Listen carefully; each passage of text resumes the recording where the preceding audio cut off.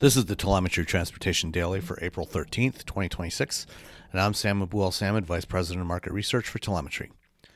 Ever since I first drove a Cadillac CT6 with GM's hands-free BlueCruise driver assist back in 2017, I've had a skeptical view of the concept. While hands-free, eyes-on systems from many manufacturers do reduce traditional driver workloads, they have always introduced new cognitive workloads due to the need to supervise the technology. The better a system works at its intended tasks, the more difficult it becomes for humans to remain attentive enough to take over when something does start to go wrong. GM was the first automaker to incorporate an infrared driver monitor system to track the driver's eye gaze and make sure they were watching the road while the system was in use. But these systems are not perfect. In early 2024, there were two fatal crashes involving Ford Mustang Mach-E's where the drivers were using the BlueCruise hands-free system.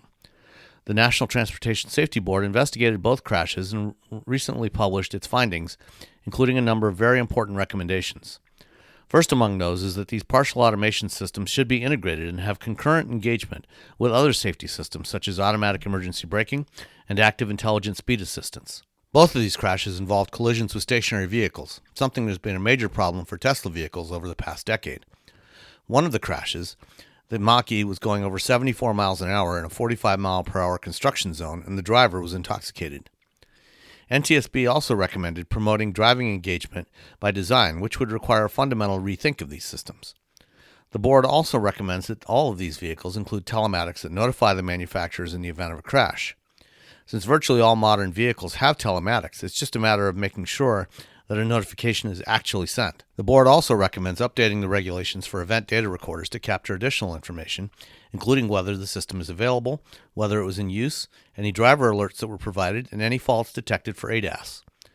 Driver monitor systems should be upgraded to reduce the incidence of driver disengagement, including warnings based on accumulated short glances away from the road, differentiating real on-road glances from attention to objects such as phones that might be in the driver's line of sight, and providing intermittent alerts to minimize eyes off the road.